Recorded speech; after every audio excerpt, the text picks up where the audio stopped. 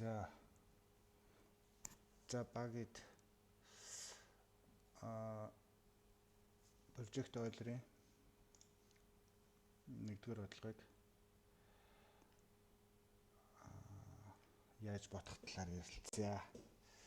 Бодох нь бол чухал шүү дээ. Би бол бодцсон энэ хариу нь. Бодох нь ерөөсөө чухал биш. Яаж бодох нь чухал вэ? Тэ. Яаж бодох нь зөв бэ гэдг нь чухал. Учираас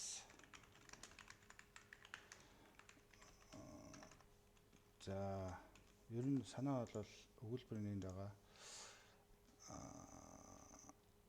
Нэгээс одоо 1000-аас бага тоонууд гэдэг чинь хэрвээ 3-аас 5 тоогддог 10-аас бага натурал тоонуудыг жигсааж өчвөл хариулт нь 3, 5, 6, 9 юм аа. Эдгээр тоонуудын нийлбэр нь 23. Тэгвэл нэгээс 1 эсвэл 5 тоогддог 1000-аас бага тоонуудын нийлбэрийг бол 1000-аас бага гэдэг нь нэгээс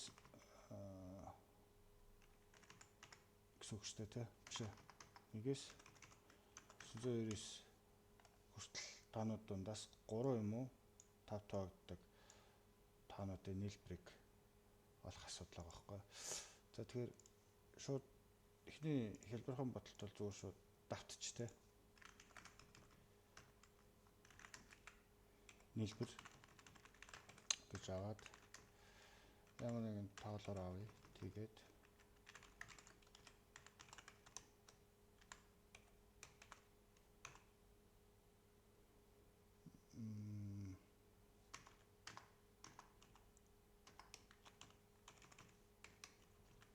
иймэрхүү.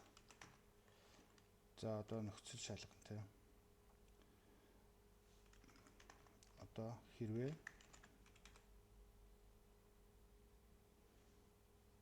айн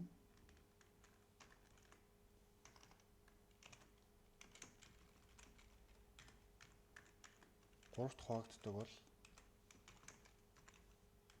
гэдэг нөхцөл холбоос үгүй бол эсвэл тэ эсвэл 5 хуваагддаг бол энэ чихгүй нэ.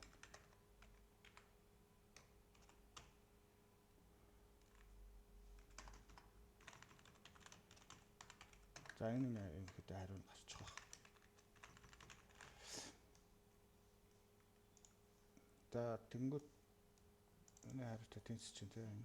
За тэнгүүт одоо яах вэ гэхээр одоо бид нар хэдэн үйлдэл хийж байгаагаа үзье л да тий. Тэгээ ойролцоогоор бол ямар ч хэлсэн гэсэн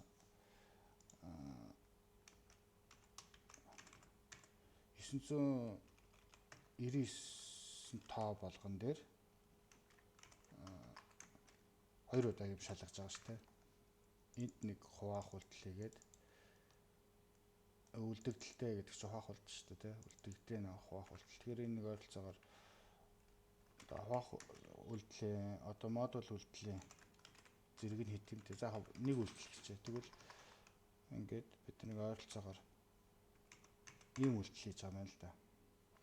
Тэгээд нэмэх нь нөгөө нэмэх үйлдэл. За тэр нэмэх үйлдэлийг хасчаа. Тэнгүүт бид нэр тоо болгон дээр нэг 2 удаа хуваах үйлдэл хийгээд байгаа байхгүй юу? Өөр үйлдэл яаж байгаа вэ гэхээр нэг дээр ирэнгүүтээ нэгийг 3 тоож үзээд тэгээ үлдэгдлийн шалгаад байгаа тий. Тэнгүүтээ нэгийг 5 тоогаад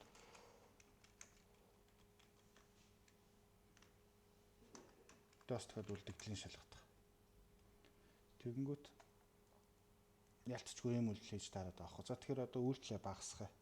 Тэр үйлдэлээ багасгахын тулд бодлогоо илүү сайн ойлгох хэрэгтэй гэсэн үг. Бодлогоо илүү сайн ойлгохоор бидний асуудал тулгараад байгаа тоонуудаа зөв бүгдээрээ тодорхойлчих л та тий. Тэр ер нь бол юу вэ гэхээр энэ тоонууд дондаас 3-т хуваагддаг. Тэгсэн мөртлөөсөө эсвэл 5 хуваагддаг тоонуудыг тус нь болоод олчж болно те 3, 6, 9, 12, 15 гэдэг ч юм. Тэнгүүтээ 5, 10, 15 гэдэг ч юм. Тэгэхээр эдгээр бол бүгдээрээ орно шүү дээ те нийлбэрт. Эдгээр бас бүгдээрээ орно. Гэхдээ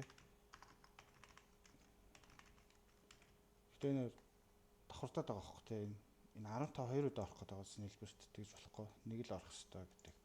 За энэ санааг яаж авах вэ гэхээр эхлээд эдний нийлбэрийг авч 3 тоогддог тоонуудын нийлбэрийг дараа нь 5 тоогддог тоонуудын нийлбэрийг авах та 3 тоогддог буюу одоо энийг нэмэхэ болчихъя гэсэн санаа байгаа юм л да. Энийг те эднийг тааралт бол 3 тоогддог тоонууд тааралтаа байвал за тэгэхээр давталтаа арай өөрөөр хийчихнэ гэсэн. 3 тоогддог хамгийн сүүлийн тоон энэ тэгээд 3 тоогддог хамгийн ихний тоон 3. За энэ 3 тоогддог тоонуудын нийлбэрийг олцсон. Одоо 5 тоогддог тоонуудын нийлбэрийг олъё.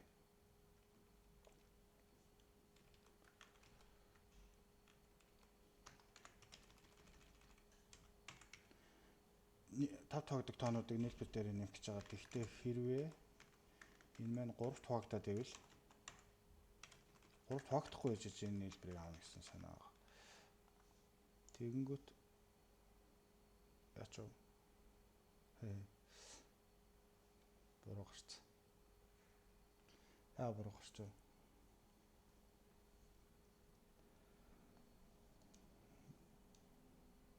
Энэ дээр лалт авах шиг байна тий.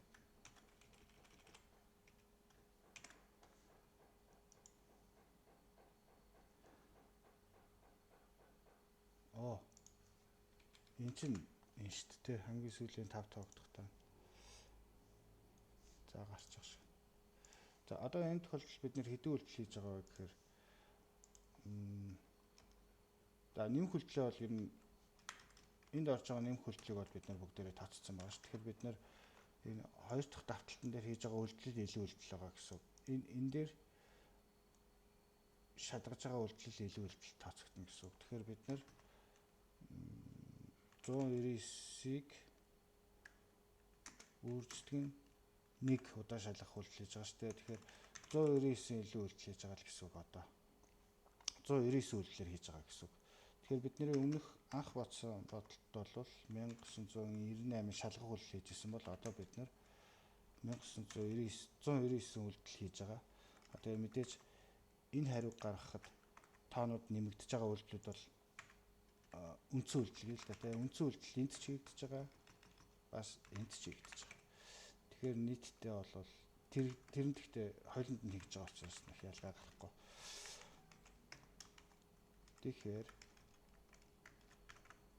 эхний бодолд хоёр дахь бодолд хоёрын ялгаа энэ л байгаа гэсэн. 10 дахин ялгаатай бодолд хийж байгаа гэсэн. Энэ нь өмнөхөөс. За юг